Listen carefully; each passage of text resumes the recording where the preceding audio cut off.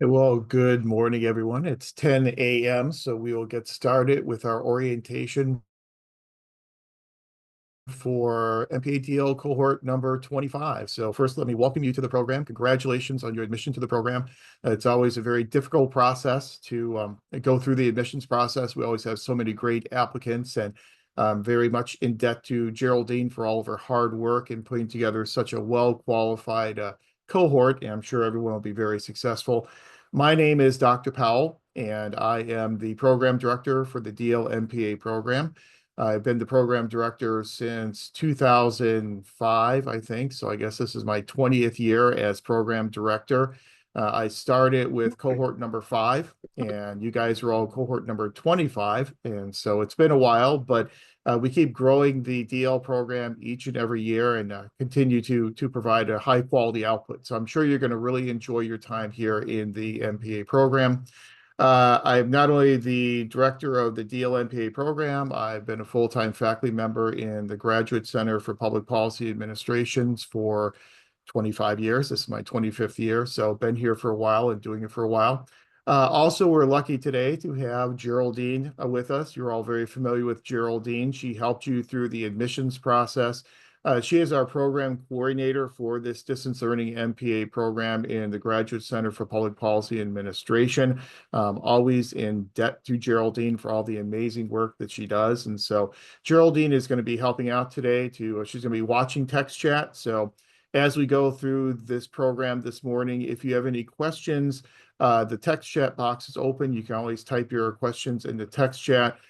Geraldine and I will be watching the text chat questions. And if I miss any of those questions, Geraldine, just alert me to them and we'll be sure to answer all your questions today. Also, we're lucky today to have Anderson Dunn. He is the lead student services advisor for the College of Professional and Continuing Education, otherwise known as CPACE. CPACE is our partner in delivering this distance learning MPA program. And so Anderson will be here today to talk to you about some of the enrollment registration types of issues. And then we also have Matt Reimers, who will be with us today. He is the program manager and program developer in the College of Professional and Continuing Education. In addition to this program, Matt manages a variety of other programs as well. But Matt and Anderson will handle all your registrations and your enrollment in your courses in the program. So we're very fortunate to have them with us today as well. I've tried to design a very concise and very efficient orientation for you today. I don't want to take too much time away from your Saturday. So I think we can probably get this all done and wrapped up in about an hour and a half and give the rest of your day back to you. Also, then next week on the 25th, we'll have our first class session. If you have questions that are merged that occur to you after today's session is over, you can always bring those questions with you to our first class session next Saturday. And next Saturday in that first class session is where I'll introduce you to our PPA 500 class, talk to you about how that course works, give you a really good introduction into the mission of the program and what the MPA program is all about, the public service values that underpin the MPA program. We'll do all of that in our first class session next week. So this week is just a really brief orientation to get you oriented to issues such as how you are enrolled in the program, how you register in your courses. I'll give you a really quick introduction to the MPA program today as well, and then we'll answer whatever questions occur to you after the orientation today. So without further ado, I know a lot of people oftentimes have questions about financial aid. My approach to financial aid, it's always been like this, is that in the Graduate Center, I kind of like to keep the academic world separate from the financial world. And so we don't really handle a lot of those financial aid questions here in the Graduate Center. Most of those questions are best handled by the Office of Financial Aid. And so Geraldine, through a lot of her hard work, has worked with the Financial Aid Office to put together a financial aid video that we're going to try and share with you today to orient you to issues such as loans and timetables you need to be aware of, and contact information for folks over in the Office of Financial Aid if you have financial aid questions or issues. So let me go ahead and try and share out this video for you. And hopefully this will work. Let me enable sound. And let's go ahead and share it out. And Geraldine, as I'm sharing this, if it's not working, if you're not able to hear, please let me know, and then we have some glitches when we run these videos, but hopefully this will work well for you. So Hello, in today's presentation from the Office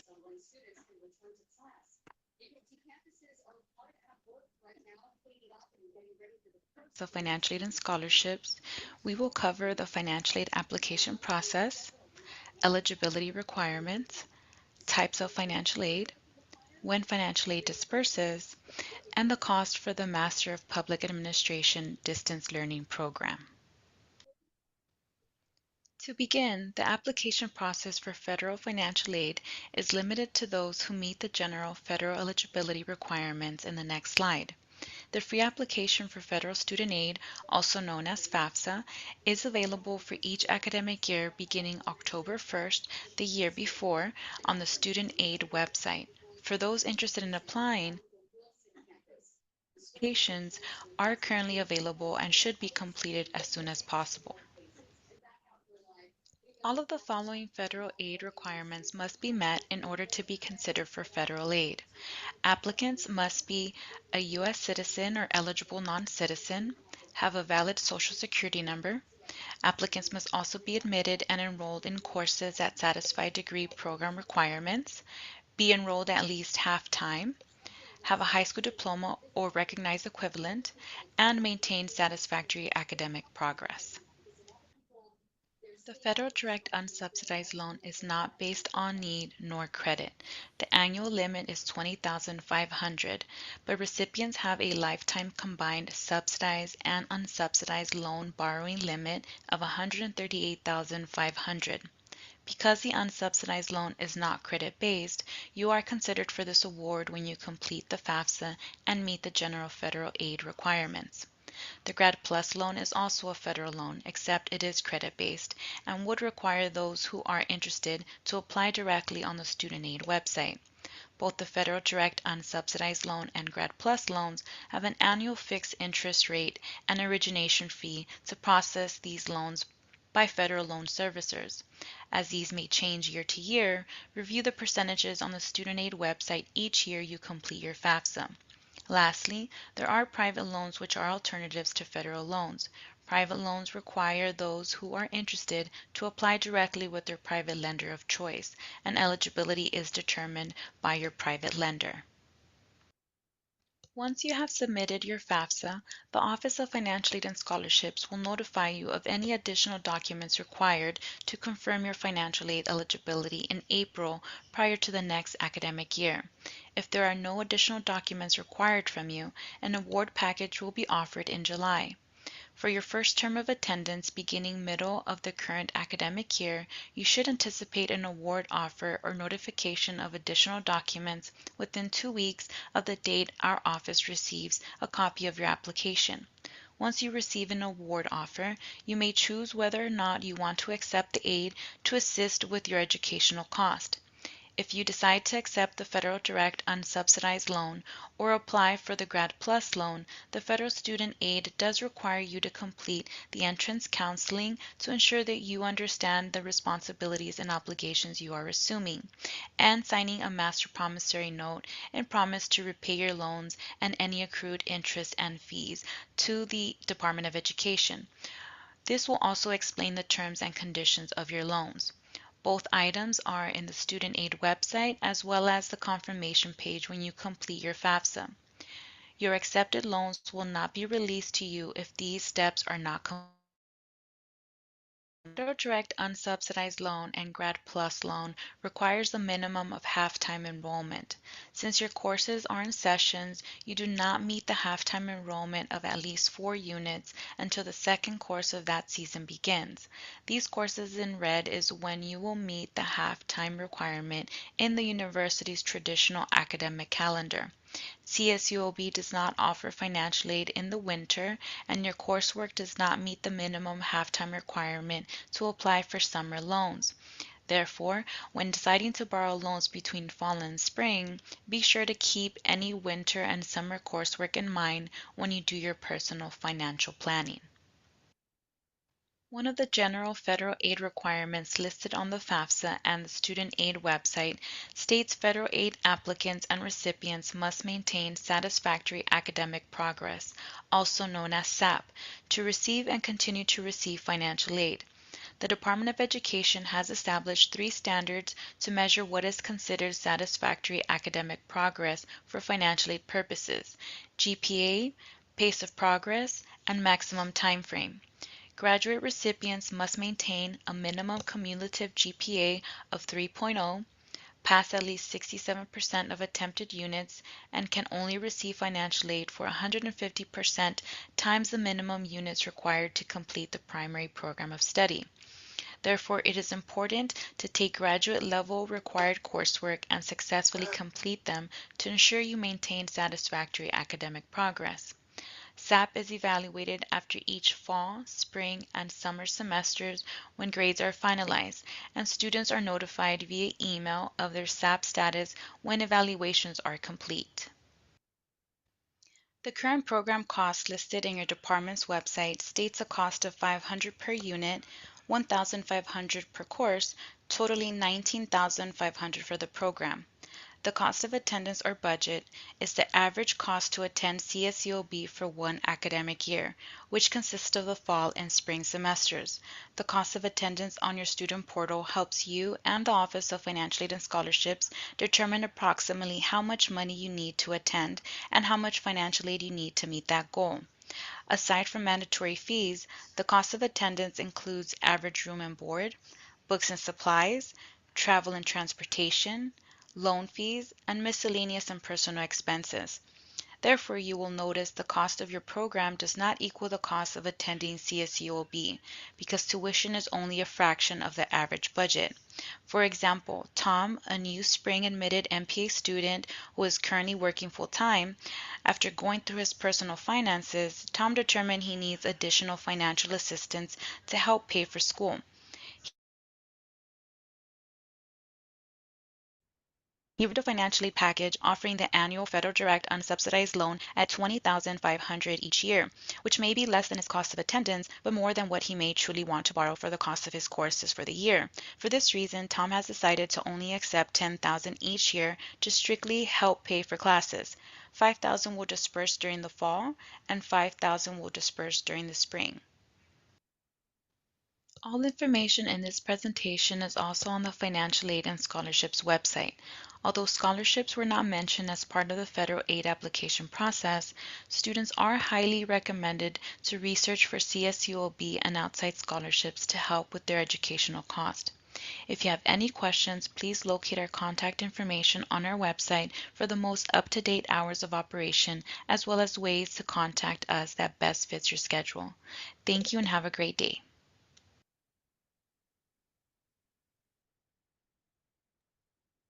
Okay, and again, this is a video that Financial Aid prepared for us, thanks to Geraldine, and we will be sure to get this video out to you if you want to rewatch it again. Also, this session, as you know, is being recorded, so I will put a link to this entire orientation session up on our Canvas site for our PPA 500 class, so you can have access to go back and watch this video again and again if you'd like, if you need to get a refresher on that information. As I said before, financial aid questions typically best answered by the Office of Financial Aid, and that's usually where we route those questions toward. Also, So I I got see that. one thing. I'm sorry, yeah, You Geraldine, go said, ahead. I got a few questions because there was like the little block at the bottom. No worries, everybody. I'll send you all the video. Just wanted to clarify that. Okay, thank you. I see that we have Anderson and Matt both here. So at this point, I'll turn it over to Anderson and Matt to talk to you about registration, enrollment, all those good types of things that are done over at CPACE. Anderson and Matt, do you need to share screen or anything? Because I can make you co-hosts if necessary. Not me. No, I'm just going to put something in the chat to follow up after I talk about the registration process. And then I'll hand it over to Anderson. He can go over the rest of the student services functions and such. So hello again, everybody. I'm Matt Reimers, program manager for the DLMPA program. Welcome. You guys are cohort 25. There's 25 years of this program going. So this is awesome that we're even at this point. So congratulations. And we just want to welcome everybody this morning.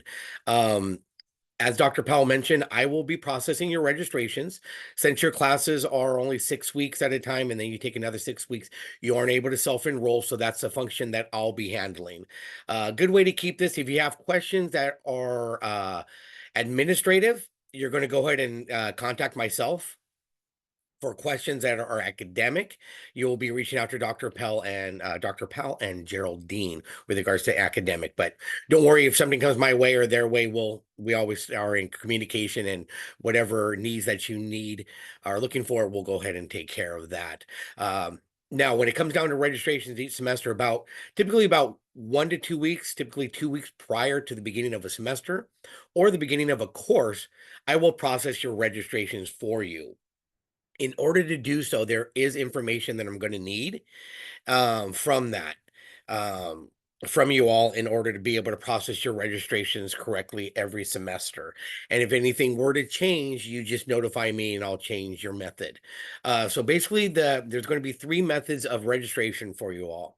The first one, the easiest, well, they're all pretty easy. The first one's going to be financial aid. So if you know you're receiving financial aid, what we just watched the video, if you know you're going to be receiving financial aid, what you all need to do, and this goes for everyone, in the chat, just go ahead and chat with me. You don't have to do it with everybody. I just need to know your method of registration, your method of payment. So again, your first method of registration is going to be financial aid. For those who have financial aid, I will be registering you into both classes at the same time. Traditionally, how it happens is your funds will then disperse once your second class starts. Okay, so you might see there's something in your account still. Don't worry about it. Again, once that second class starts, the funds will disperse. Anything remaining will be sent back to you. If there happens to be any money needing to be for the tuition, then you'll just cover that, which typically doesn't happen.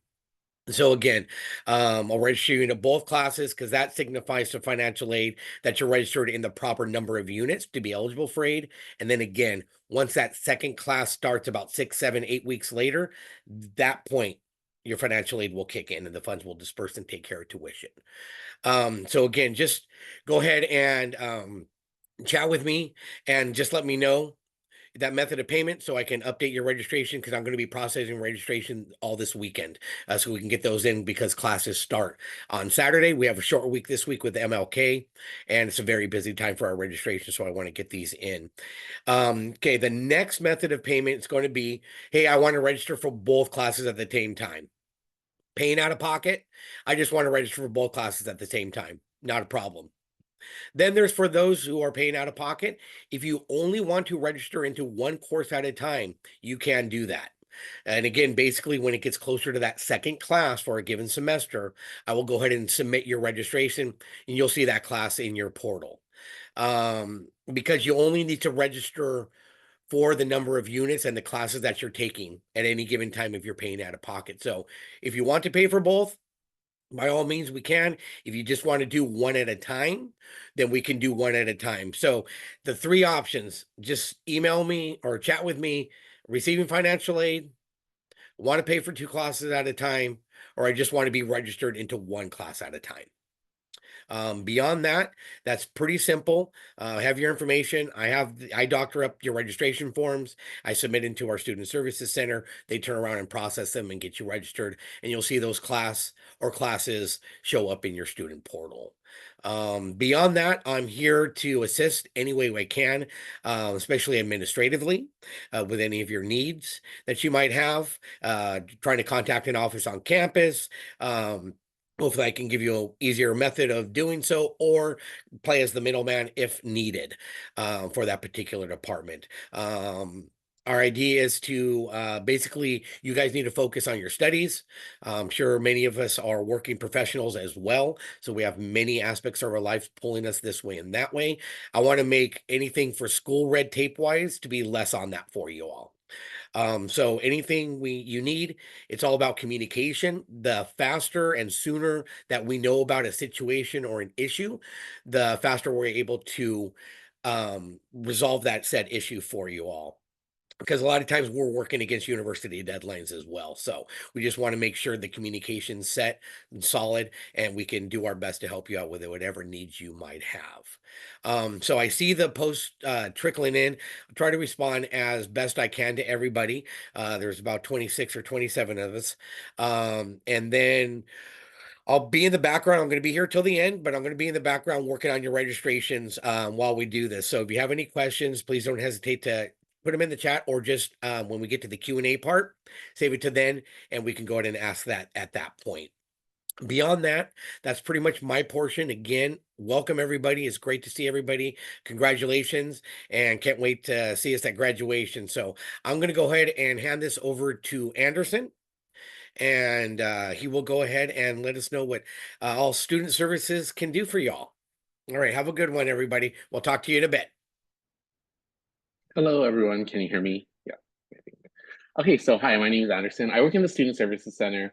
So as Matt said, I work with Matt.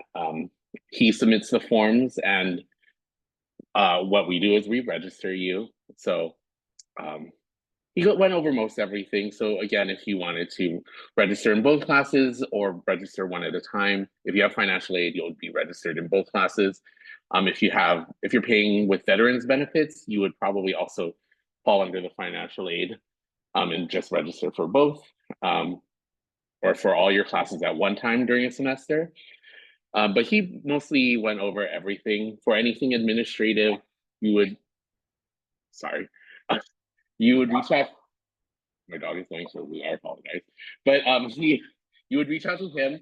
So like if you have questions about withdrawing or drops, you would probably want to reach out to Matt or to even Dr. Powell anyways before you drop, because there are different effects, and CPACE has different refund policies than regular students. So if you drop after a class has started, for example, students don't get a full refund unless they have some sort of extenuating circumstances. So the refund policy is on the website, but basically if you drop after a class starts, you only get a 65% refund for the first few weeks if you are in an 8-week course.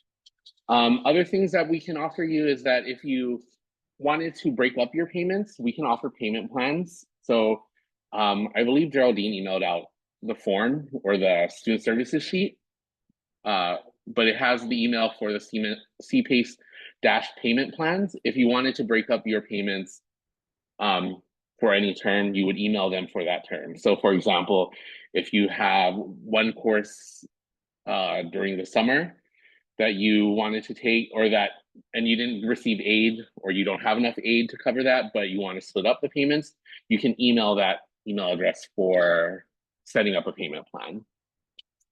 And then we're also just there to answer questions. So if Matt's out of the office for some reason, or if you also wanted to copy us, we could also help with questions. One thing you might want to be aware of is that as a CPACE student, you're kind of on a different schedule than the rest of the university. So not all emails will necessarily apply to you the same. So because you only register for your classes maybe a couple weeks in advance, you might be getting emails before the fall semester saying you're not registered for any classes yet. You need to register for classes now. But you don't really need to worry about that because our students and the students in this DLMPA program are on a different schedule. So if you have questions about emails that you get from the university, from like enrollment services, and they're telling you you need to register now, or telling you other things, you can always email us. Additionally, your fees, if you are paying out of pocket, they're generally due about before the class starts. So as long as you pay by the time the class starts, you will be fine. You might get a hold on your account if you have financial aid, for example, that just says you have a past due balance. That's because your fees won't disperse until the second class, as shown in that little PowerPoint. So you might get a hold on your account until your fees disperse. But if you do get that hold, you can ask us about it, but you shouldn't need to worry about it. And then the last thing to be aware of is there's a $5 ID fee that's assessed every spring, summer, and fall semester. So you're able to get a picture ID by going to the bookstore. Now, I don't know if you wanted to, we're ordering logo IDs for students, but yeah, it's charged every semester. It's a mandatory fee, but you can go get a book. So you can go to the bookstore to get a picture ID. I'm sorry to cut you off, Anderson. Actually, thank you for bringing that up. That is another question that I have for you all. Actually, if you do want a picture ID, just come on down to the bookstore during their working hours. They're open on Saturdays as well. You can get a picture ID, not a problem. If it's something where you want a pictureless ID, if you want a pictureless ID, go ahead and in the chat, let me know if you let me know if you want a pictureless ID. In the chat. I wish I would have said that. That's another thing I'm going back and forth on. But again, we will go ahead and request those from Student ID Card Services. Anderson will. I'll go pick them up and we'll mail them out to everybody if that's the choice you'd like to have. Okay, sorry about that, guys. Thank you, Anderson. And so that's pretty much it. Like, the ID will get you into the library. You can use the computer labs on campus if you need to. But I think that's all for me. Does anyone have any questions? Pretty quick presentation from the both of us. And then we also handle payment questions. You pay through MyCSELB with either an e-check or with a credit card if you're paying out of pocket. But if you pay with a card of any sort, there's a convenience fee. But you can just attach your checking account, and by putting in your routing number and bank number, account number, and then that will just take a direct debit from your checking account, and it will be there's no charge for that. Okay. But if you have any questions, you can always ask us again. Ask us. Someone asked to me directly, but I think it's a good question for everyone. The email for payment plans is cpace-payment plans. And I'm typing it in the chat to everyone.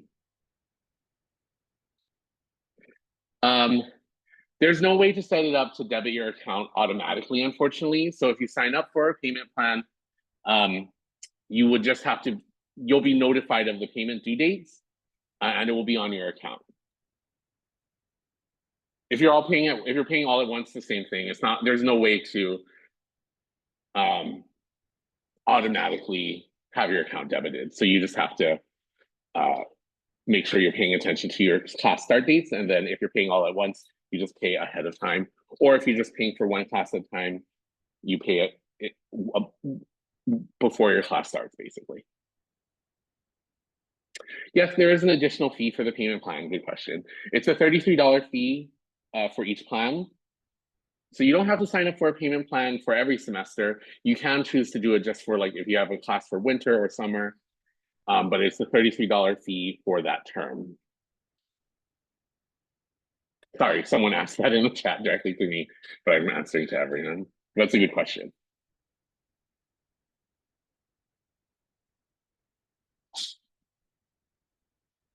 Okay, well, I think that's it for us. If you have any questions, I'll type in our emails as well here.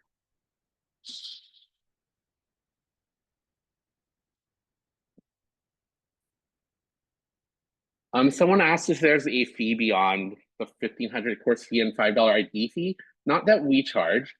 There is an ebook fee that has been put automatically onto accounts that affects everyone, but I don't know if, Matt, do you know anything about that, or if it's been waived for for students in this program?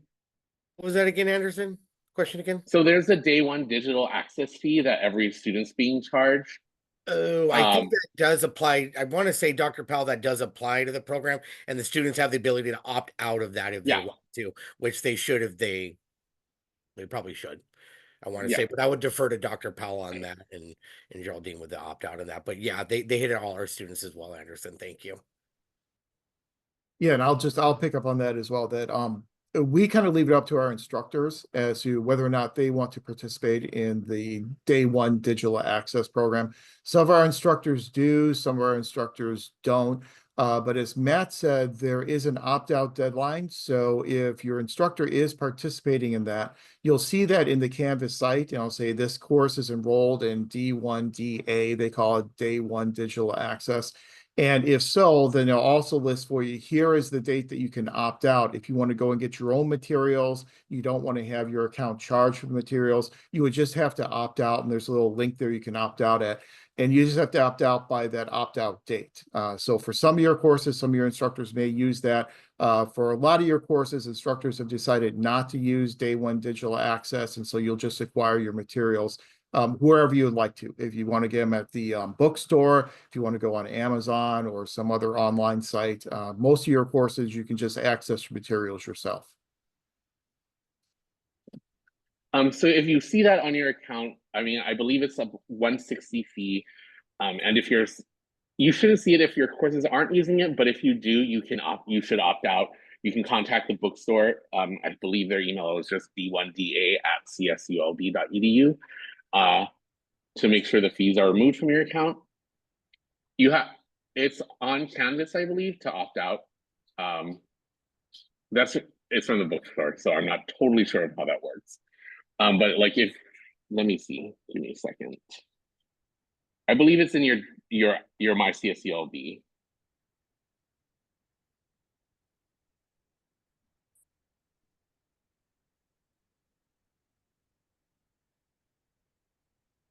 So if you Google D1DA, it takes you to a page with information about it. So that shows you where you can opt out. So there's no other university fees. So someone asked about miscellaneous university fees. There's no other university fees except for the fees for your courses and the $5 ID. And then the bookstore has the digital access fee, but that's really it. There's no other sorts of fees. And then Geraldine also noted their email address, the Day One Digital Access email address.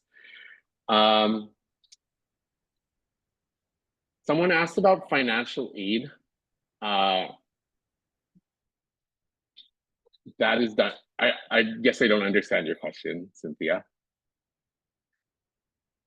And you can unmute yourself if you want to ask it, or you can ask again on the chat. I just wanted to confirm, because I know you mentioned the different payment options to make a payment, but if you're using financial aid, that's done automatically, correct? Yeah, so so if you have financial aid that covers the full amount of your fees, then it will be applied to your account after the second class starts during the term, because that's when you're enrolled in enough units, quote unquote. So it will be applied to your account automatically, and then any leftover or any overage will be sent to you. Perfect. Thank you.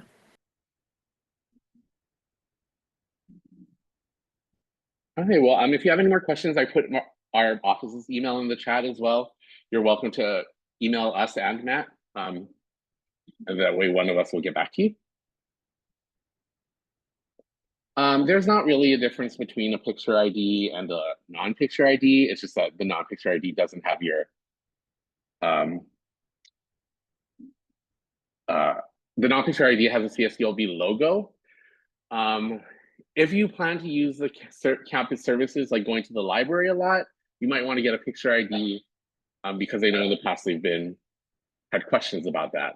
So it is better, the picture IDs are better for using on-campus services. But some people don't use the library at all, and they just want the ID as a... Unfortunately, they don't mail out the picture ID. Oh. Actually, that might have changed too recently.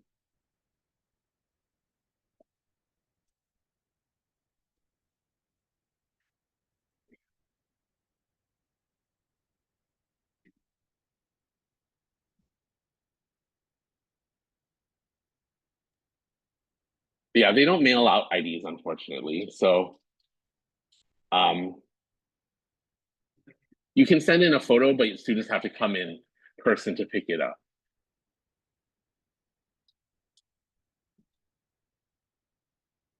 I'm not sure about the opting out, but you can always email d1da@cscob to opt out of the digital textbook charge.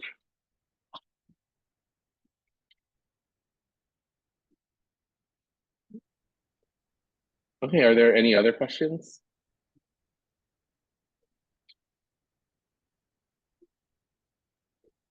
You don't need a parking pass to get on. Someone asked if you need a parking pass to get on campus. Well, you don't need a parking pass to get on campus, but if you wanted to park on campus, yes. You need to purchase a parking pass. So there's daily parking passes on campus. I don't know if it would be cost effective for you to buy a parking pass for your program because I don't think you're on campus that much. There's also like some street parking available on the weekends if that's when you're going to be on campus, just off Palo Verde. So that might be more cost effective. If you did want to purchase parking passes, there's visitor lots, and they all have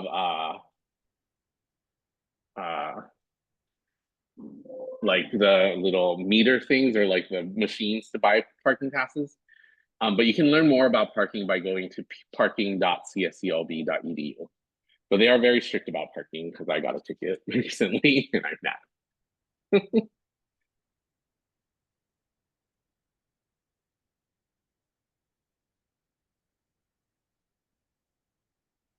Okay, any last questions? Okay, well, thank you. Look forward to working with you and good luck in your program. Thank you very much, Anderson, and thank you, Matt. I appreciate all that information. And yeah, the D1DA, as I say, it's going to depend on instructor, so it'll be course by course. And usually, I've used it in the past for a few courses. The reason why I don't always use it is because, especially in the DL program, there's kind of a tendency for that opt-out deadline to kind of sneak up on us. And so some people will want to opt out, but they don't opt out in time. Then we have to go and get those charges removed. That's typically why I oftentimes don't use it in a lot of my classes. But if your instructor is using it, there'll be an automatic thing that will appear on your Canvas site. And it will say on your Canvas course site, you know, this course is participating in D1DA, and they'll have all the instructions in terms of how to opt out. And that should just kind of automatically populate into your course site on Canvas. Okay, I have to apologize in advance. I'm out of town today, and the conference center here, the connection seems to be a little bit spotty. And so I've made Geraldine a co-host. So in case something happens to my connection, this session will continue going, and Geraldine will just be the co-host until I get back in. But hopefully there will be nothing bad that happens.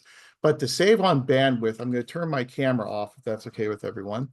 And at this point, I'd like to talk to you a little bit about the DLMPA program itself, give you a little context for the program, how long the program's been around, what we're trying to achieve here in the program, and just kind of give you an introduction to the program and the types of courses that you are going to be taking while you are in the program. And again, Geraldine, if I cut out or if there are any connection issues. So you are all part of cohort number 25. The distance learning program itself actually started way back in 1997. Our MPA program actually started in 1973. So what we essentially have is we have two MPA programs. We have a state-supported, stateside MPA program, and then we have this distance learning MPA program. The state-supported program in the Graduate Center began in 1973. So we've been around a very long time. We just celebrated our I guess it was our 50-year anniversary.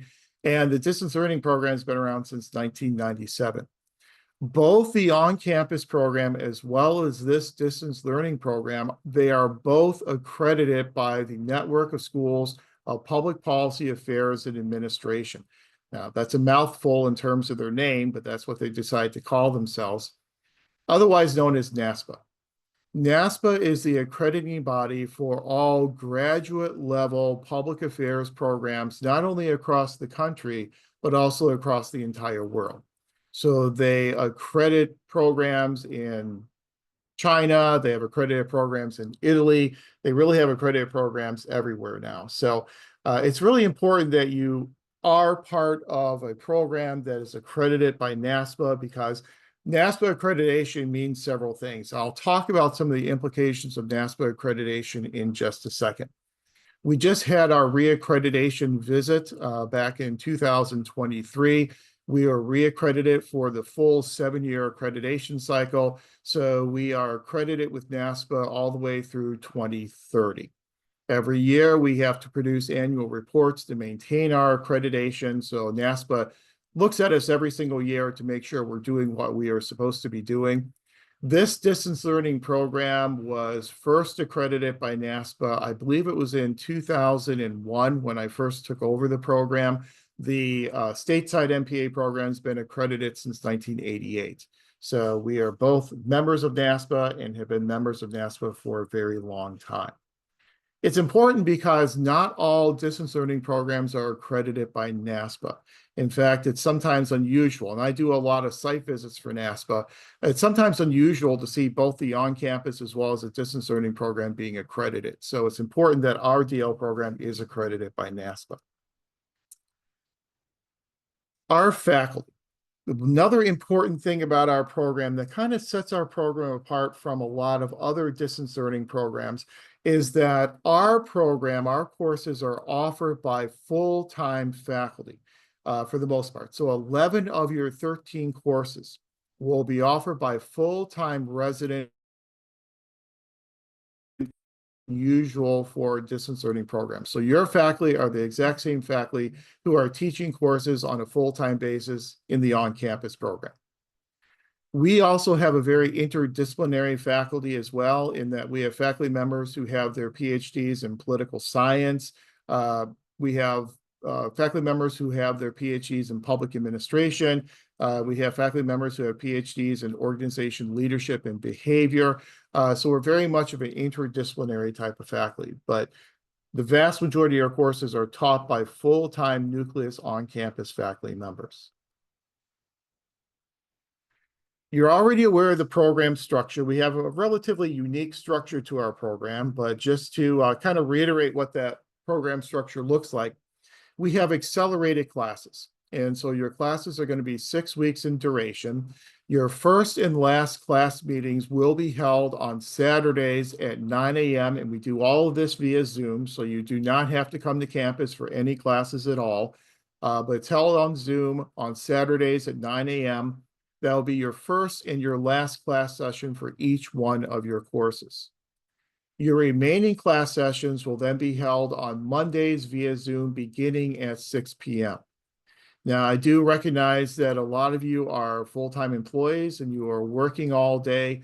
That's why we have our classes starting at 6 as opposed to 4 or 5, hopefully to give you enough time to log on and attend them via Zoom. If for some reason you are out of town on a Monday and you can't attend class, I know you have work obligations and things such as that, all of our class sessions are recorded. And so all the recordings, the links to all the recordings will be placed in your Canvas course site. So you can just go into there and you can watch these recordings if you're unable to attend class. We do recommend, obviously, you do everything in your power to try and attend these Monday evening Zoom sessions, because if you're not in the Monday evening Zoom sessions, you'll miss out on a lot of the interaction that goes on between instructor and classmates. So, but if you have to miss a class, all class sessions are recorded. Then in addition to these live Zoom sessions on Monday evenings, you'll then be completing some discussion board assignments, usually weekly discussion board assignments on the Canvas site. When we get together next week for our introduction to PPA 500, I will show you the Canvas site. I will show you all the documents on that Canvas site. I will introduce you to the discussion board postings that you'll be doing on a weekly basis in 500. So that's kind of our asynchronous component to the course. So we call it a hybrid program because we have the synchronous component with our Zoom sessions on the first and last Saturday, and then each Monday evening. And then we have the asynchronous component, which will consist of board posts. Your participation in discussion board, since it is asynchronous, means that you don't have to be in front of the computer at any particular time except for synchronous sessions on Monday evenings. So these discussion boards you'll be completing on your own. You don't have to log in at any particular time in order to complete those discussion boards. It is important to note that since we have 6-week courses, we are an accelerated program.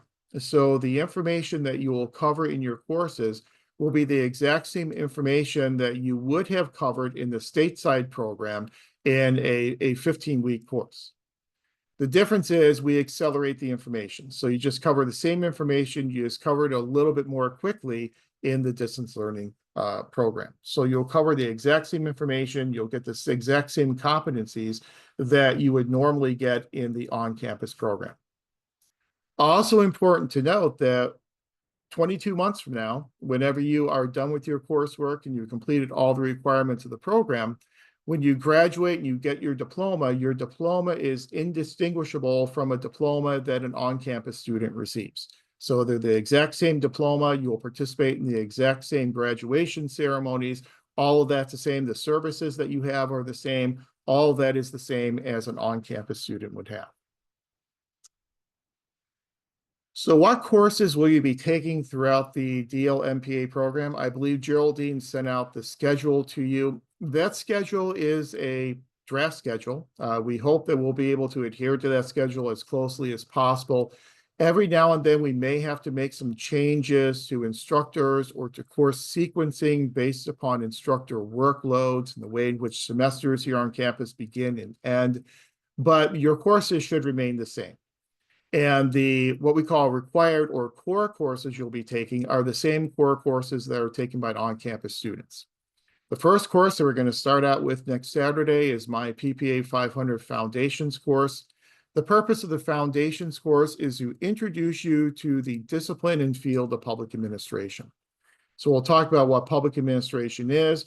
We'll talk about how we study public administration. We'll talk about the different classical theories that guide how we view public organizations. And we'll also talk about things such as differences between public and private sectors. We'll talk about the accountability and ethical standards in public sector service.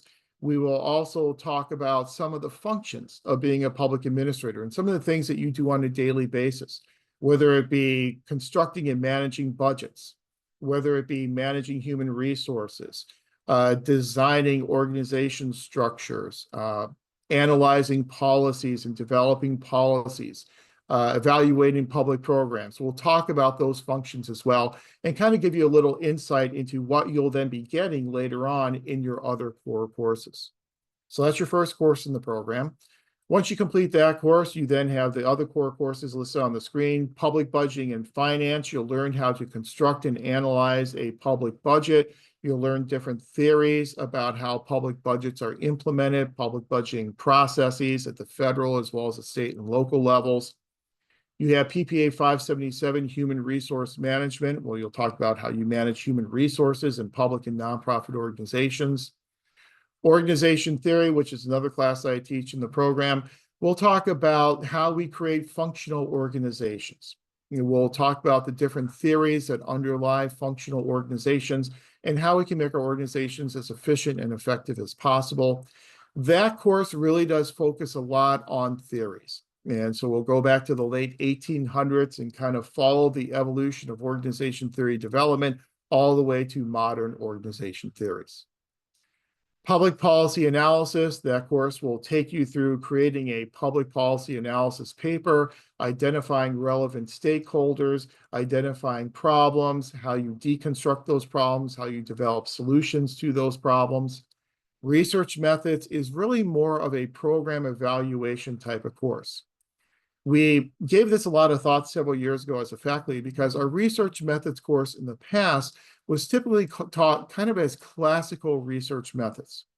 We realized that doesn't work all that well in public administration. So instead, we reoriented the class to make it more of a program evaluation course, where you'll learn how to take the skills of research methods and put those skills into the purpose, into the service of evaluating public programs. And then 697 is directed research. This is kind of your culminating activity where you will do a series of 5 case studies, one case study related to each of the fields of budgeting, human resources, organization theory, policy analysis, and research methods. So you'll do a series of 5 case studies in PPA 697 directed research. Now you'll be required to complete 2 sections of directed research, a total of 6 units. You won't be doing them both at the same time, but you'll have one 3-unit section where you'll work on your 5 case studies. And then after that, a second 3-unit section where you'll be finishing up those 5 case studies. So it's a 2-section type of sequence for 697 directed research. So those are what we consider to be your core courses. And those are the same courses that on-campus students are required to take. Then we have what we lovingly refer to as our pre-selected electives. We so call them electives, but since you are a cohort, we have to pre-select those electives for you. So everyone's going to be taking the same elective courses. The 5 elective courses you'll be taking: 570 Negotiating Dynamics. You'll be taking that with Professor Phil Gonchak. Professor Gonchak was a county manager in Colorado, the former police chief for the city of Seal Beach, does a wonderful job teaching this course, teaches it both in the distance learning program as well as the on-campus program. Urban Affairs, since we are a university that is located in a metropolitan area, we have been designated by the state as well as NASPA as an urban serving university. So we have to have some component of urban governance in our program. So that component comes from PPA 610 Seminar in Urban Affairs, offered by Dr. Ed Martin. Again, he is a full-time faculty member on campus. The third elective course you have is 535 Intergovernmental Relations, and that's with me. I kind of am a little biased here, but I think this is one of the most important courses that you'll take in the entire program, because everything we do in the public sector is intergovernmental in nature. You know, just look at the recent wildfires and the response to those wildfires. Those responses will consist of federal government through FEMA. We have state government involved. We have local governments involved. Just about any issue has intergovernmental dimensions to it. And so it's a very important course that we include in our curriculum. 512 Urban Executive Management. That course kind of consists of a series of cases of how public sector leaders have responded to crisis situations. That is taught by Professor David Armijo. Professor Armijo is actually a graduate of this distance learning MPA program several years ago, and he is a very well-known public transit leader. He was a director at MTA here in Los Angeles. He ran the Hillsborough transit system down in Tampa. He ran BART up in San Francisco and is currently running a transit system in New Mexico. So he's got a lot of great experience in leading public organizations. And then your final course is Grants Administration. Grants Administration is in the curriculum because, as we know, a lot of governments have found the need to move away from tax-based sources of revenue. And when they move away from tax-based sources of revenue, one of those sources that they're looking at more and more, finding those grants. And so Grants Administration, I think, is an important contribution to kind of round out your entire study of public and nonprofit administration. Dr. Tina Zhao oftentimes now teaches that Grants Administration course because Dr. Matthews has some other, ironically, grants that she is working on in terms of doing research. And so I think that course will probably end up being taught by Dr. Tina Zhao, who is, again, another full-time on-campus faculty member. So those are the courses that you'll be taking in the program, both your core courses as well as what we like to call your pre-selected electives. Registration costs, that's already been covered by Anderson and Matt very well, and so I'll leave that all to what they talked about. Just highlight a couple of things. One thing is that, as Matt talked about, your registration is guaranteed. As a distance learning student, you will be registered by Matt at CPACE. You will not have to compete with other students for on-campus courses. Your seats are reserved in these courses because these courses that you'll be taking are dedicated only to the distance learning MPA program.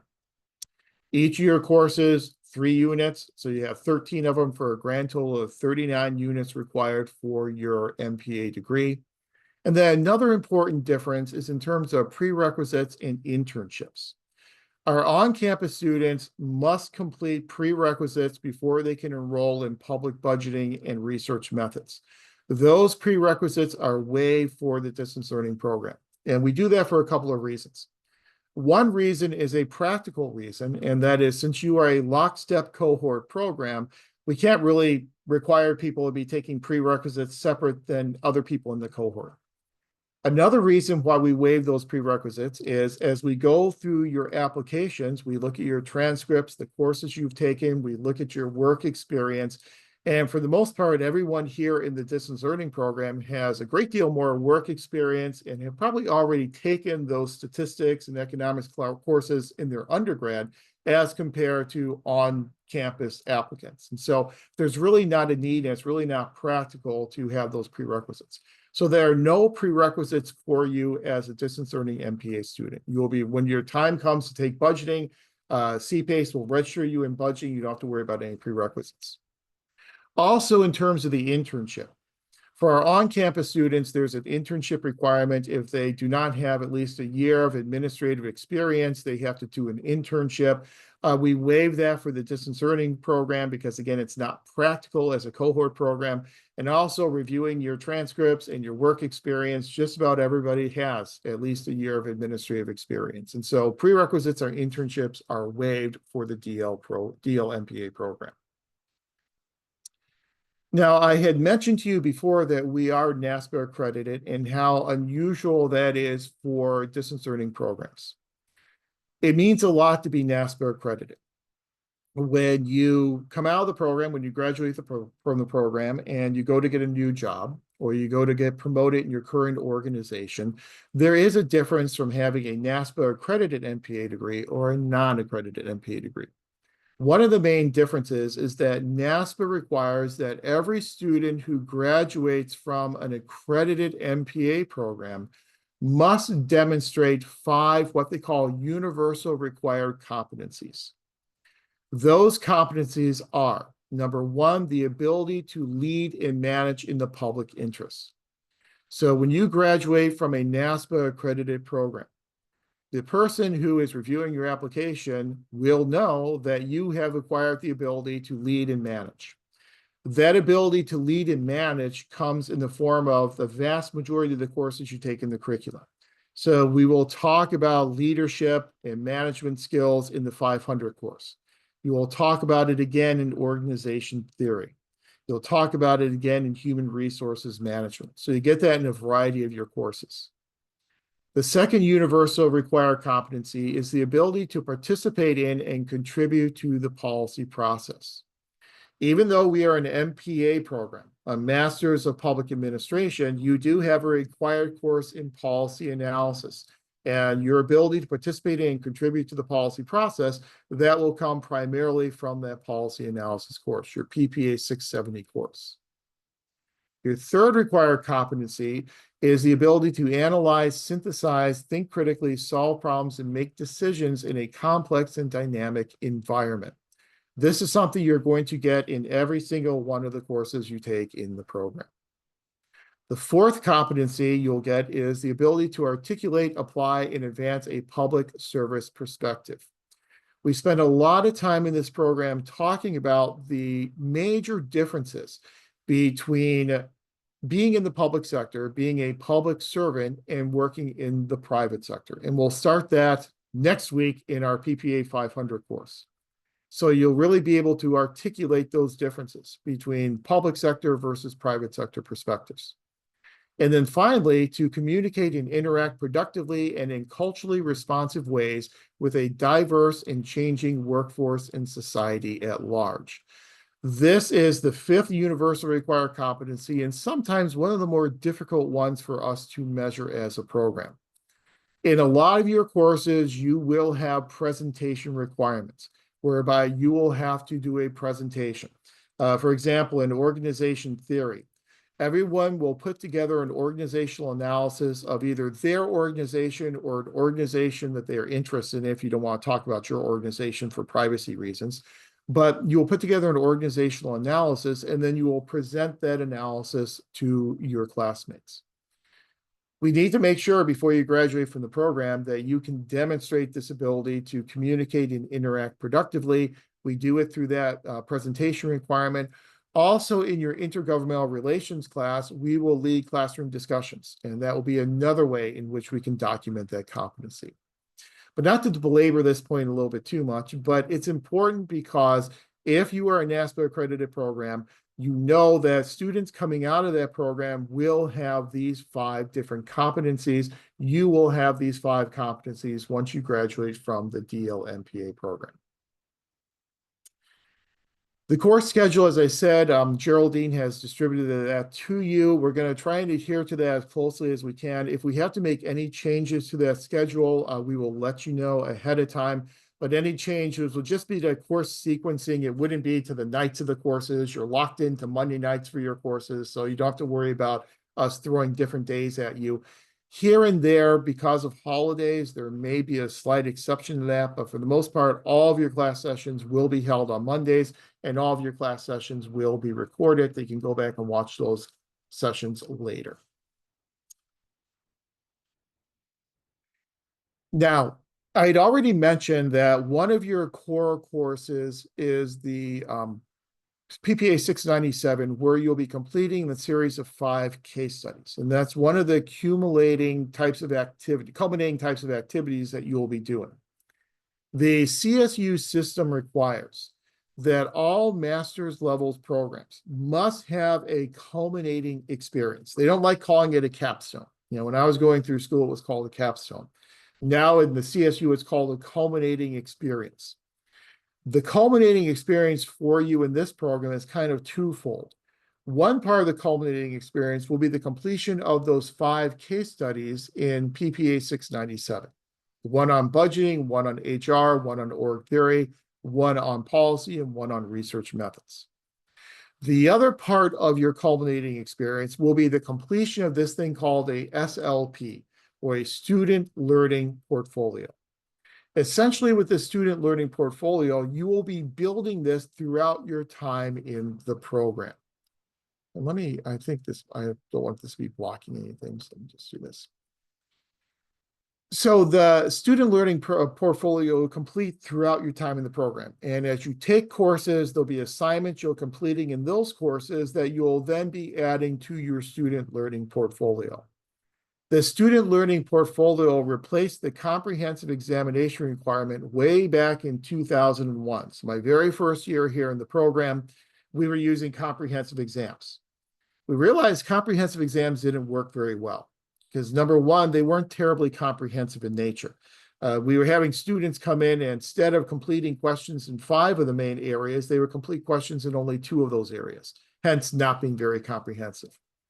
We also had situations where people just didn't like taking exams. They didn't do well in exams. It's kind of an artificial setting. So we got rid of the comprehensive exams and we replaced them with the student learning portfolio. The purpose of the portfolio is to serve as an assessment documentation to allow you and allow the faculty to assess throughout your time in the program your acquisition of these 5 competencies that we had mentioned when we talked about NASPA accreditation. So what does this mean? Your student learning portfolio consists of 3 parts. It's a very simple, very straightforward type of assessment. Part 1 of your portfolio will consist of what we call your initial and your final skills self-assessments.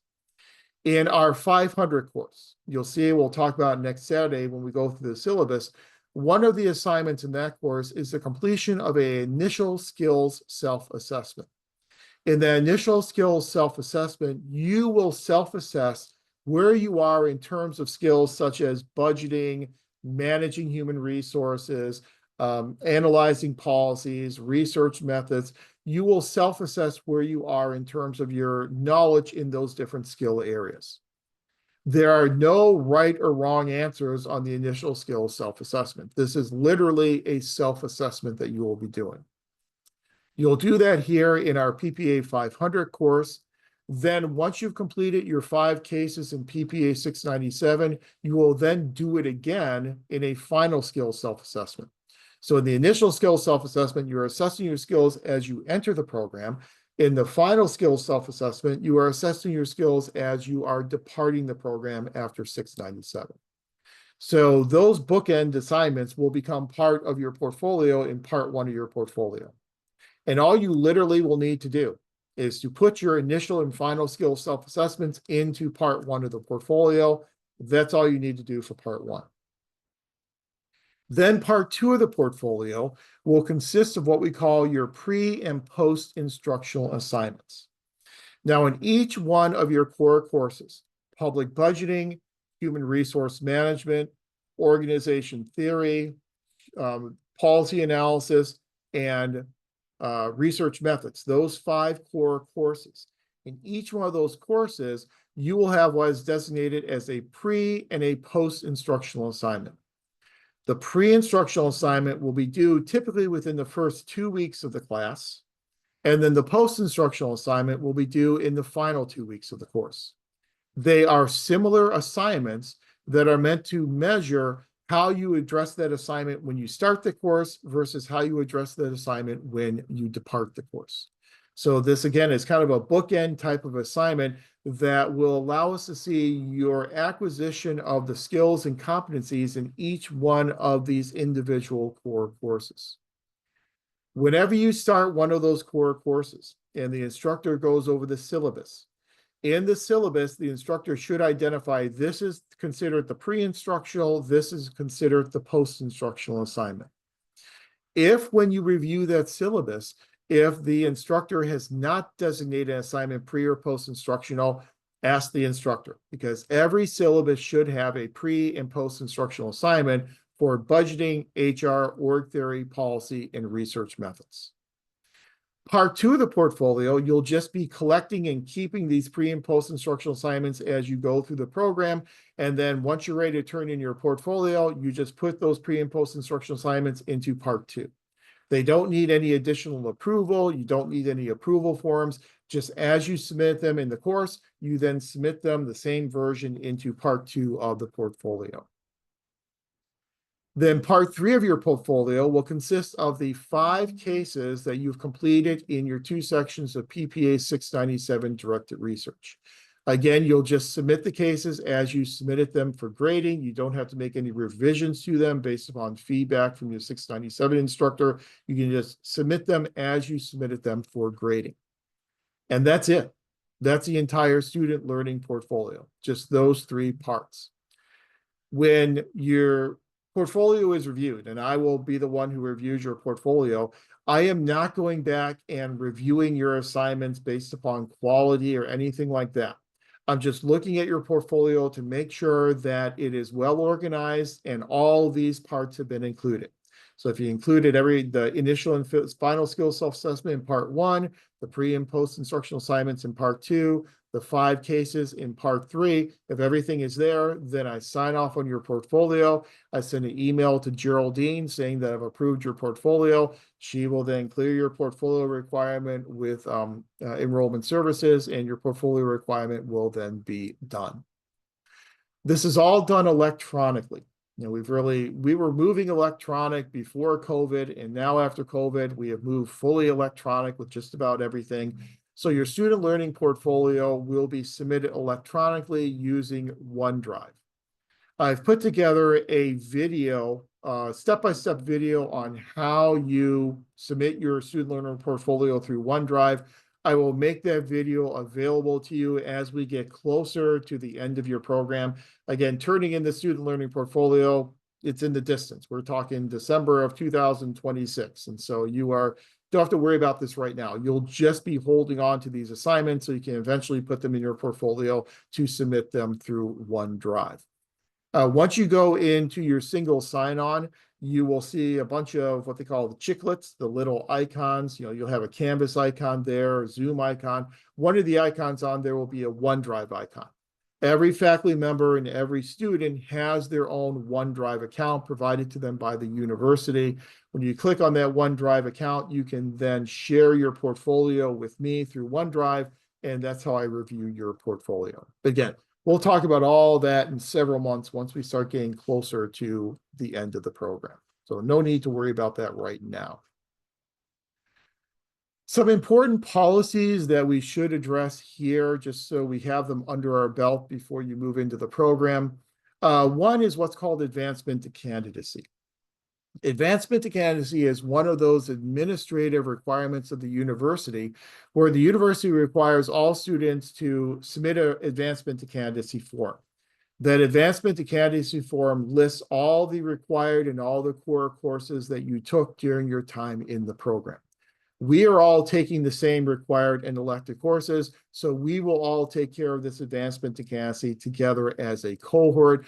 We typically tend to take care of that in your first summer session, so summer 2025.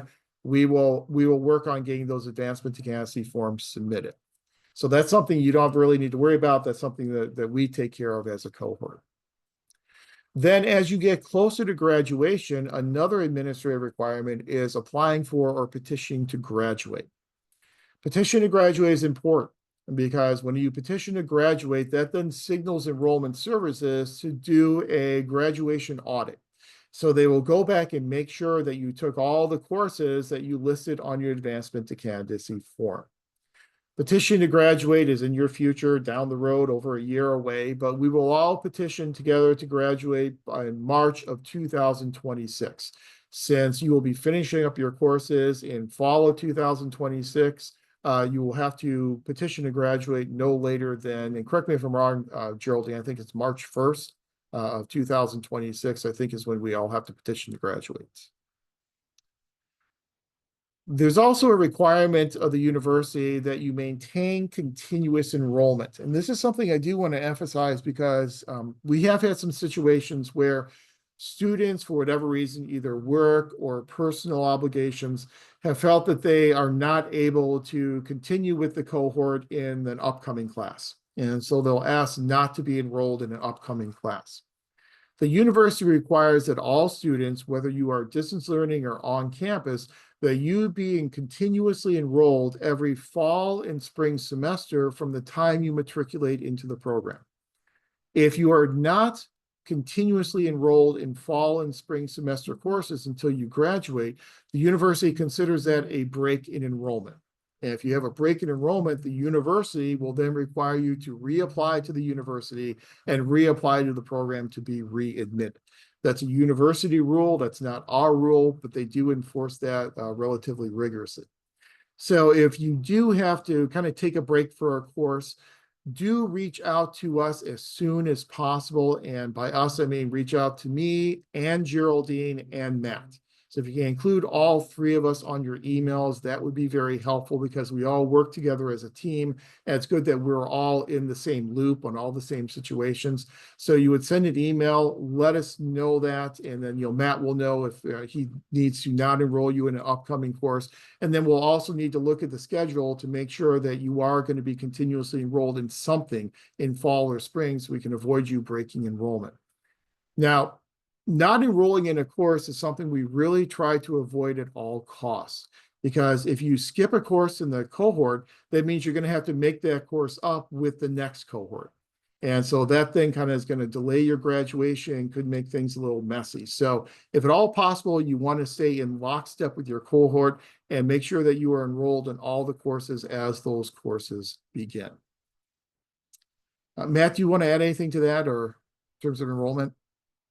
No, I think you pretty much covered everything, Dr. Powell. The only thing I just need to hear back from 2 students as with regards to their method of payment. So if they can chat with me, that would be Jan and Leanna Lee, I believe. Sorry, my mouse is not working with me today. So things are a little slow.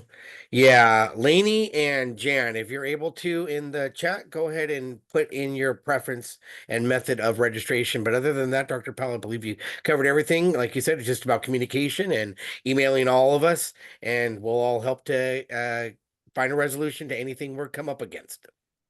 Perfect. Thank you, Matt. And yeah, it is really important, to emphasize that, make sure to include us all on the email, because we do try and work as a team on these types of things. And Geraldine's on top of things a lot better than I am too, so she'll catch me as well. Geraldine is really the glue that holds it all together. So, textbooks. We've already talked about that before with D1, DA, and whether or not your instructor utilizes that. You'll know that in advance, but we try and send out the syllabi before the course begins, and on the syllabi, you'll have the textbooks that are listed on there. I think Geraldine already sent out the syllabus for 500 and the 2 textbooks that we'll be using. You can acquire those textbooks anywhere you want. I typically do put my orders in at the bookstore, but you do not have to purchase them through the bookstore. If you do go on the bookstore website, they do have a nice little comparison service there where they will compare different prices across different vendors. And so you can go on there and see which vendor might be the cheapest, if it's Amazon or Chegg or whatever the case may be. I know some students also like to rent textbooks for the duration of their courses as opposed to purchasing them. I don't really personally have a preference either way there. Just the one thing I will mention is that when you get to 697 and you're completing your case studies, in those case studies, you'll oftentimes be referring back to some of the authors and some of the theorists that you talked about in your core courses. And so sometimes it's nice to have some of that material to rely upon in those case studies. Now, you are not required in those 697 case studies to do any outside research. These are assessment case studies. So the purpose of the case study is to see what you have learned in the area of policy, what you have learned in the area of budgeting. So for example, in the area of policy, your case study will require that you complete a policy analysis. You don't have to go out there and acquire additional outside research to do that. In research methods, for that case study, you'll be doing a program evaluation design. You don't have to do any outside research for it. You'll just be using the information that you learned in those relevant courses. So for the textbooks, it's up to you. Each instructor has their own preference that they will make known to you. My preference in my courses is that I am usually very flexible in terms of textbook editions. So if you find maybe an older edition of the textbook, maybe the previous edition, and you can get it for pennies on the dollar, go for it. And I'm absolutely fine with that, because I think one of the biggest scams in the history of the academic world is academic publishing. And so, authors will get contacted by their publishers, and the publisher will decide it's time to make a little bit more money and say, hey, let's do a updated edition of your textbook. And that updated edition contains pretty much all the same information, except maybe an additional chapter, maybe a little update here or there. But the actual bones of the textbook are exactly the same as the previous edition. So for my classes, if you can find an older edition, feel free. For example, in our 500 course, the primary textbook, I think there is a 2024 edition. If you can get the 2021 for cheaper, use the 2021, and I'm absolutely fine with that. Now, different instructors will have different preferences. That's just my preference. You'll have to see what your instructor says for your course. We do have our website, and you probably are familiar with where that website is at. I hope that address is still accurate. Geraldine can check me on that later if it's not. But the university a few years ago took over all the, the college took over all the departmental websites. And so they kind of put together a template for all the departments to use. But we do have a section on our website for the distance learning program. And a lot of the information that applies to the on-campus program will apply also to the distance learning program in terms of competencies and accreditation. All that information is the same between the programs, and so you can access that at the website. Or if you have any questions moving forward, you can always reach out to us. Again, to academic questions are best answered on the academic side, so that would be me and that would be Geraldine. those enrollment questions, I usually defer to Matt for those, and he handles those admirably. And so we kind of, have our different things that we focus on, but if you include all of us on those emails. However, if you have a problem or an issue with an individual instructor, those are the emails that should come to me. So just send those directly to me, and I will work on those questions you may have with the instructor. I usually do the liaison and the interface between instructors. If you have any questions about instructor performance or anything like that, that will come directly to me. And this spring, I'm also serving as the interim department chair because our department chair has a newborn baby that he will be spending some time with this spring semester. And so until May, I'm not only going to be the director of this program, but I'm also going to be the interim chair for the department as well until May 27th, but who's counting? Okay, that is basically it for my presentation. Let me go ahead and stop the share. If any of our presenters, Matt or Anderson or Geraldine, do you have anything else that you would like to add before we open it up for any questions? Nothing. I did have one question that was posed to me about the mailing of IDs, and that'll take approximately, could take about a month or so, if not a couple weeks to a month. Just make sure your mailing address is updated in the system. And then with regards to registration, again, I'm collecting this information so I can finish creating your registration forms and then submitting them. We're closed this weekend. We are closed on Monday. So registrations will not be processed until starting Tuesday. So you should be registered by Thursday into your classes. Okay. Just to let you know, check your student portals. You'll be notified once any registration occurs, and then you can handle that accordingly. Okay. If there's any questions, please unmute yourself. I'm having a rough time right now with a mouse situation and can't control my cursor. So if you have any questions, please let me know. Don't put it in the chat at this point, so we can talk about it now. Any questions at all on anything? Or Geraldine, if you want to add anything before you have questions. Everything's basically been covered, but if anybody has questions right now, would be the great time because we're all here. So if you have any questions. Great.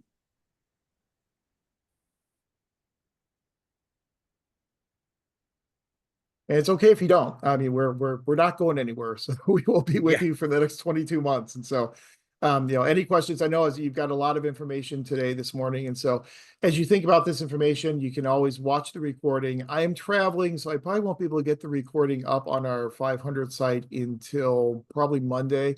But I will get that up on our site so you can watch this recording again if you have any questions, or just reach out to us. Feel free to send us an email. Our 500 session, as I've said before, will be next Saturday. We'll start at 9 a.m. I'm not going to keep you all 3 hours. We're just going to introduce the course, talk a little bit more about the mission of the program and some of the values of the program. Probably will be done within about 2 hours, I think, on that Saturday. I hope everyone had a chance to review the Canvas video so you know how to access Canvas. Our Canvas site for PPA 500 has been up and running for a while now, so it should be open and available to you. You can go and poke around there and see all the documents, and I'll take you through that Canvas site next Saturday and show you how we do our discussions and everything that we do. So by the end of next Saturday, you'll be up and running for 500 and should be able to move onward and upward with 500 pretty easily. Hi, I have a question. Mhm. This is pertaining to textbooks. I know it's a little too soon and we're just getting everything registered and figured out, but can we start purchasing like the required textbook for the PPA 500 listed in the syllabus? And my second question related to the first question is, does it matter if it's a ebook or a physical book? Any preference, or it will be more convenient if it's an ebook allowed? Yeah, those are great questions. And yes, you can go ahead and get your textbooks, either buying them or renting them. Those textbooks that are listed on the syllabus are the textbooks we're going to use for 500. And so those are set in stone. So yes, you can certainly go and get them now. And I don't have a preference in terms of ebook or physical book, whatever works best for you. I actually use a lot of ebooks myself. And so I think that they're great. You can annotate them, do all great things on them. So ebooks are just as good as physical textbooks, whichever you prefer. Thank you. Sorry, I have one more question. Since you mentioned the ebook, I'm assuming that you did mention that you're pretty flexible with old or new textbooks or the editions. So as long as it's the same author and the same title, the edition, you're pretty flexible with it, correct? I am, yeah. I would probably be hesitant if you go, 2 or 3 editions older. I mean, that then you start getting some out-of-date material. But if it's just, one edition old, I think that's absolutely fine. I think actually on my syllabus, I have the 2021 date listed for our primary textbook, and there's actually a 2024 edition. Either the 2024 or the 2021 will work fine. The other textbook that we have on the syllabus is the classics textbook. That one is older because they haven't done a new edition of it, but they're classical readings. And so classical readings oftentimes don't change. And so I think a 2016 edition is just fine for the classics text. Geraldine, did you have something? Yeah, something about the PPA 500 on Canvas. I believe they're not going to be able to see it until they're registered. Yeah. So you all probably no worries if you don't see it. You're probably not going to see it until Friday. But luckily you have the syllabus. But you most likely you're not going to see it yet. That's a great point. Thank you, Geraldine. You're exactly right that you won't have access to Canvas until you're actually registered in the class. And I apologize for that. You're right, Geraldine. But yeah, you should have access. Once you're registered, you will have access. Hopefully it'll be by Friday. So for our Saturday class, we'll be able to go through it and show you everything on there. So thanks, Geraldine. I told you she keeps me in line. Any other questions? I do have a question, Dr. Paul. Thank you. So in reference to PPA 500 and foreseen use of a library, would we potentially have access to another CSU library? Yeah, using the library, you can do it. It's all electronic. Sure. And okay. So you can sign in with your student account at the university library. So, but yeah, if you have physical access to another CSU library, absolutely. Yeah. And what we'll do in our 500 course is we're going to hopefully, I forgot to ask her, but she's always very amenable, Kelly Janisek, who is our university librarian, and she's our librarian for political science and for public administration, some other disciplines as well. We have her come in. I think I'm having her come in the 3rd week of class, and she'll be in our Zoom session. She'll spend about an hour and a half going through how you use the Long Beach library, the CSU library, and give you some tips and tricks in terms of how you do searches, Boolean searches, and things like that you may have done before, but kind of put it in the context of how you do public administration research. And so Kelly does a great job with that. So she should be in our week 3, I believe it is. I don't know the day off the top of my head. I think it's February 4th, maybe. But our week 3 session, she should be there and take you through that. She also will take you through APA formatting. That's another thing I should mention is that as a faculty several years ago, we decided that our style manual would be APA. So we use APA 7th edition for all the papers, all the citations you'll be doing. She'll take you through APA citations and show you how to do that if you haven't used it before. And then we'll provide you with a couple of websites that will give you examples of APA formatting. So she'll do all of that in our Zoom session. Great, thank you. Sure. Any other questions while you have us all here? Hi, Doctor. This is Ivan. I'm not sure if I'm jumping ahead, but got a question about the syllabus and the assignments. So, for instance, on February 3rd, you've got some readings. Are those readings that are required for that day, or is it something that we're supposed to be looking for after that? So, for instance, chapter 1 is supposed to be read prior to that lesson. Right, exactly. Okay. If it's listed on that date, then that's what we're going to cover on that date in class. Okay, we're supposed to be learning that before we get in there. Okay, cool. Exactly. Yep. Got it. And then as far as further correspondence, is that going to be through Canvas, or are we getting emails through our email? I just want to know what to check more often. Yeah, usually whenever I have to reach out in the context of PPA 500, I'll usually do it through Canvas. Okay. And so I'll just email you through Canvas, and that's usually how I handle it. All right, great. Thank you. Very good questions. Any other questions? Okay. Well, if not, it's very nice putting a face with names today and seeing all of you. I look forward to working with you. I think you're really going to enjoy your time in the program. Our DL cohorts, one of the great things about the DL cohorts, they tend to have very high completion rates. People who start the program tend to complete the program with their cohort, and they tend to stick together even after they graduate. I always tell the story about my first cohort number 5. Cohort 5, they still get together and go to lunch, not all of them, but a lot of them once per month.